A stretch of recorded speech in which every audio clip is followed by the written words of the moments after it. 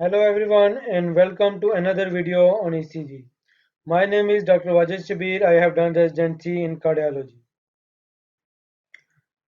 This is the ECG which we are going to discuss today.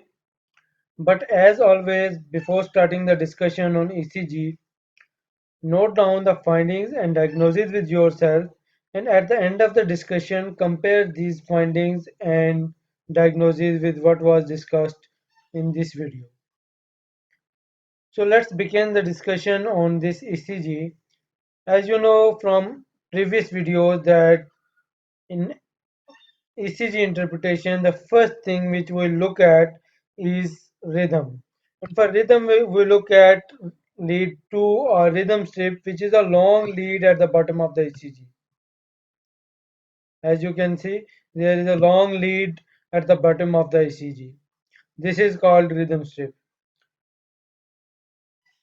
As you know, for rhythm to be sinus, there should be an upright and prominent P wave before each QRS complex. But when we see this rhythm strip on this ECG, we can find that there is an inverted P wave before each QRS complex.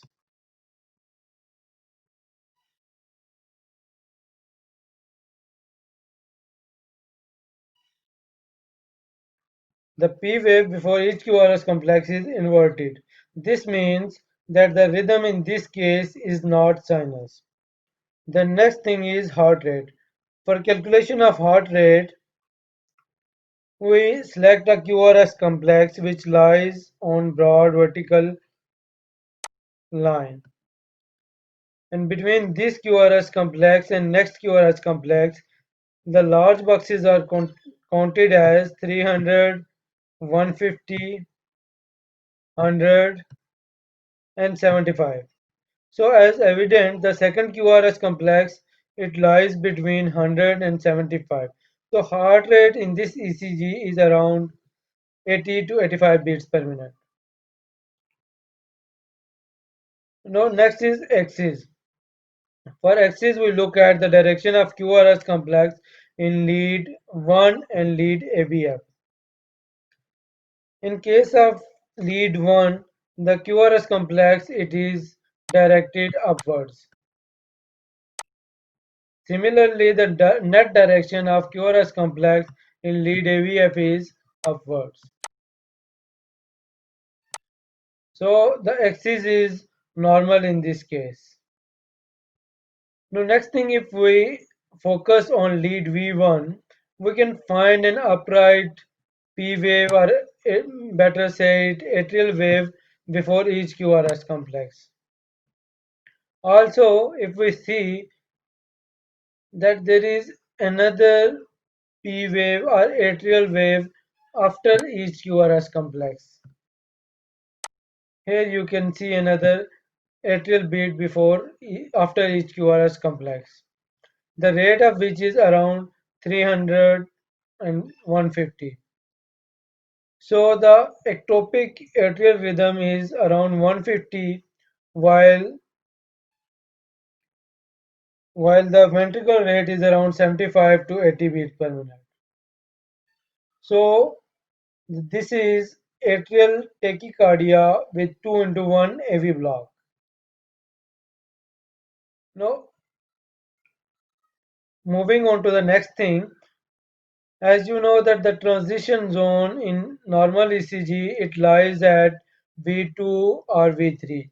But transition zone I mean the lead at which the amplitude of R wave is equal to S wave.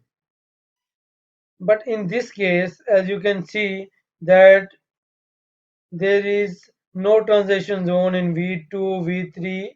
Even the amplitude of R wave is small in lead V4, and then we get a tall R wave in lead V5 and lead V6.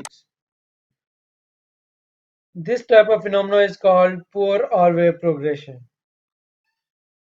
Also, you can see that there are prominent R waves in lead V5 and especially lead V6, along with ST, ST depression and T wave inversion in lead V5 and lead V6, lead 2, 3 and AVF.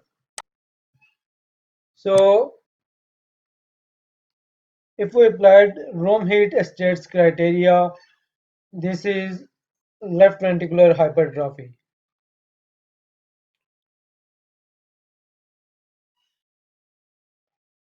Also another noteworthy thing is the voltage in limb leads is comparatively low as compared to the voltage of QRS complexes in chest leads. As you can see here that the amplitude of R wave in lead 2, 3 and AVL is small. Similar is the case in lead 3 and AVF. The presence of poor R wave progression, left ventricular hypertrophy and low voltage in limb leads is called ECG CHF triad. So if we sum up the findings, there is atrial tachycardia with 2 into 1 AV block. The axis is normal. There is poor R wave progression with left ventricular hypertrophy and low voltage in limb leads, which is called ECG CHF triad. So this is all for today. Hopefully you liked the video. For more videos, stay tuned and don't forget to subscribe our channel. Thank you and Allah Hafiz till next time.